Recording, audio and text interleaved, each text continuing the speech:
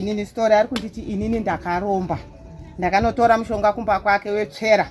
Saka inini story ndakatanga kumuona paakauya tichiuya tine nauye wakomana waakanga ati wakatorera mushonga wangu kwa agent. Haana kuti mukomana uyu wana wakatorera mushonga pamba pangu panoba. Zvakanzi wakatorera kwa agent wangu. Wakapiwa mvura ikoko yandakanga ndakageza zvituna. Ndiyo waipiwa mvura iyo yezvituna. Saka chituna ichocho ndo chavakanga vari kushandisa pavakaenda kuti ndiri kuenda kotora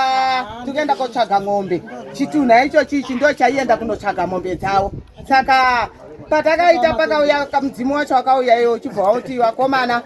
ndiri kuda kuti ipapo akabva tikabvatishiwa mudzimu ndewangu kubva atobvunza kuti uri kudei uda kumastori wakati ndakakupa mubobo ndi munoziva mubobo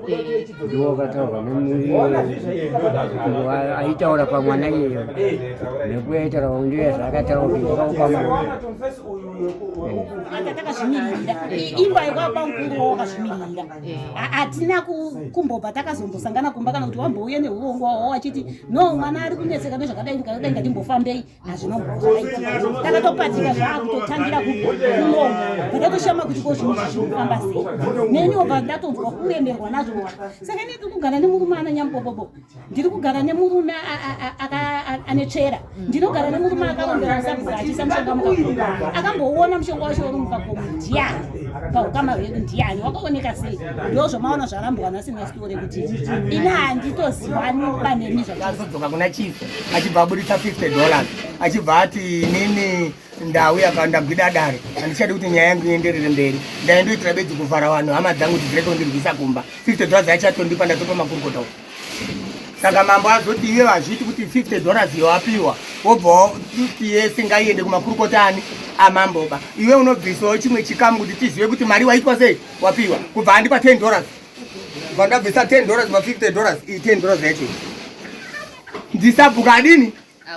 anditozora baba wamake sabhuka abvisa $50 akati wasitore ndagwida banda paipona ndikuita nharo pai ndichiunza kudare kunoku inhau yekuti vanhu vemumusha mangu vanga vari kundirwisa ndiri kuedza kuda kudziva masoko ani awo saka ndiri kudzorera ichi mari yenyu $50 yemabvisa padare bva andidzorera $50 ma20 mairi ne$10 imwe chete bva ndanzi namambo bva ndati inini mari yangu $50 chipai makurukotani amambo wandomwe hawo chidoro chikanda mambo hazviiti banotonga watira zvako kuti zvimbomise zvirikuita mwana timbogare pasi newabereki kusvika wabvuma saka tine period yatakapanana kuti period iyo ikaita sei ikapfuura zviri kutanga futi period yakareba sei soko takandoti zvemweya yetsvina tingandoti yedu kuma6-7 months kana gore nekuti imagine kuti mwana uyo akaberekwa kuma2004 asari kutaura nyaya dzakaitika asati aberekwa achitsanangura zvenyaya dzekuma1996 mai vacho asati varoorwa uyezve mwana iye ndiye first born mumba saka munoti mwana ari kunyepa here abva ataura kuti vanhu vakafa vakateedzana gore rimwe chete mwana iye hawaziwa maona abva ataura kuti pamba pakaurayiwa nyoka wese wakaramba kumboko kuti hapana kuurayiwa nyoka asi nhasi wazongoguma kuti nyoka yakaurayiwa but yakaurayiwa manje asi vairamba kuti hapana mbobvira paurayiwa nyoka mudzimu uri kudini uri kuramba asi vari kuzviziva takapanana namariya maradzamunda